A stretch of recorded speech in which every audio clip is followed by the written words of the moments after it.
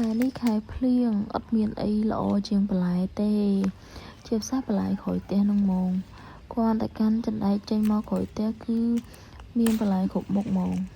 អត់អួតទេបន្លែខ្លះវិញណានិយាយពីថាលាស់ត្រួយមកល្អមែនទែនជាផ្សារពេលខែភ្លៀងអញ្ចឹងអីហ្នឹងអូយបុកទៅគ្រឿងបុកអីហ្នឹងត្រូវហ្មងហើយឥឡូវហ្នឹងបានស្ដៅបានស្ដៅមកបន្តិចហ្នឹងប៉ុន្តែមិនមានតែម្ដងទេពីដើមគាត់ថាវាមានតែប្រហែលត្រួយហ្នឹងអើយហើយឥឡូវហ្នឹងបានតិចបានមកកូនចន្លែកហ្នឹងសម្រាប់យកទៅញ៉ាំមួយទឹកគ្រឿងហើយឥឡូវបន្តដំណើរទៅហូបបន្លែបន្តទៀតអីហើយបន្លែមួយទៀតដែលខ្ញុំចូលចិត្តហ្មងហើយដាក់ស្លកកូរក៏បានហើយយកញ៉ាំមួយទឹកគ្រឿងក៏បានហ្នឹងណា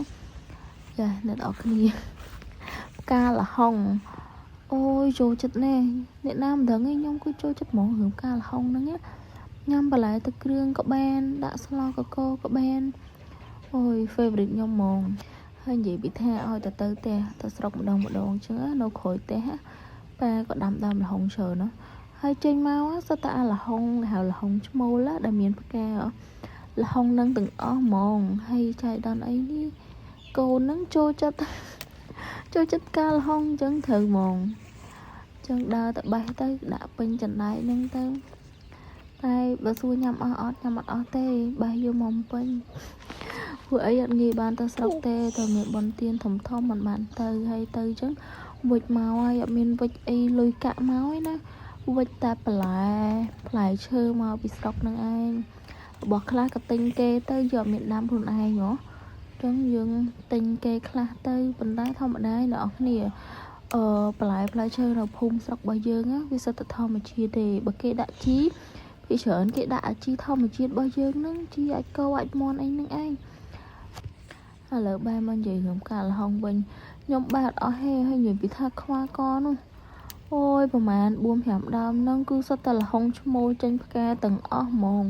គឺខ្ញុំដើរបេះអត់អស់ហើយបេះឡើងពេញចន្លែកឯនៅតែអត់អស់ដាក់អស់ប៉ុន្តែ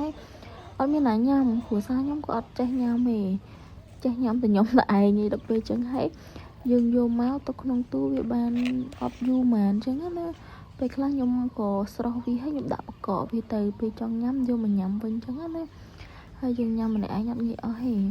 ហើយក្រូចឆ្មានេះដាំខ្លួនឯងប៉ាខ្ញុំក៏ដាំក្នុងលូក៏ដាក់លូហើយលូហ្នឹងពេលខ្លះគាត់ចាក់សម្រាមហ្នឹងអត់មានសម្រាមថងអីទេណាវាបន្លែដែល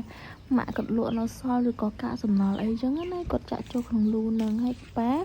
ក៏គាត់ដាំក្រូចពីលើហ្នឹងទៅហើយនិយាយថាល្អហើយក្រូចឆ្មាខ្មែរយើងណាអ្នកនរគ្នាគឺឈ្ងុយមែនតើហ្មងណាពេលខ្លះវាអត់សូវមានទឹកទេប៉ុន្តែគាត់ច្បាច់ចេញមកគឺឈ្ងុយជាប់ដៃហ្មងទៅយកដាក់ក្នុងទូ1 ខែ 2 ខែក៏យកមកញ៉ាំយកមកច្បាច់គឺនៅតែឈ្ងុយខ្លាំងមែនតើហើយខ្ញុំអត់ចោលទេឲ្យទៅផ្ទះអញ្ចឹងណាខ្ញុំបេះមកហើយ1 ថង់1 គីឡូកន្លះគីឡូអញ្ចឹងហើយវាអត់ធំទេគ្រូឆ្មាប៉ាដាំអត់សូវធំហ្មងទេប៉ុន្តែឈ្ងុយខ្ញុំយកមកពីច្រើនយកមកញ៉ាំមួយគ្រូឆ្មាទឹកខ្មុំអីចឹងណាហើយពេលខ្លះធ្វើទឹកជ្រលក់អីច្បាច់គឺឈ្ងុយមែនតើហើយអត់ចោលហ្មងខ្ញុំអីហើយបើម៉ាក់ផ្ញើអីវ៉ាន់មកប្រាប់ម៉ាក់មុនគេហ្មងបេះគ្រូឆ្មាផ្ញើផងមកចូលចិត្តគ្រូឆ្មាហើយវាឈ្ងុយល្អណានិយាយទៅអត់ងាយបានទៅផ្ទះហេពេលបនទៀនធំបានចេញទៅ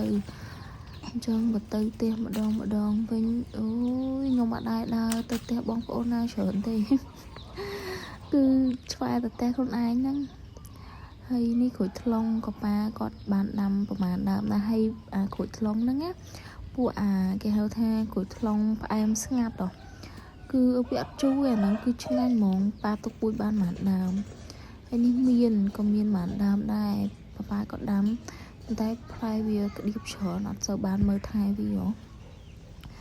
ម្ទេសហើយដល់ម្ទេសហ្នឹងខ្ញុំប្រាប់អ្នកនរគ្នាអត់មានបានដាំទេធម្មតាដូចយើងញ៉ាំអីឬយើងលាងម្ទេសអីយើងសល់យើងចេះចោលចិត្តតែបាយអញ្ចឹងណាគឺវាដោះមកហ្មងហើយពួកហ្នឹងម្ទេសយើងធម្មតាម្ទេសឃ្យូហ្នឹងប៉ុន្តែ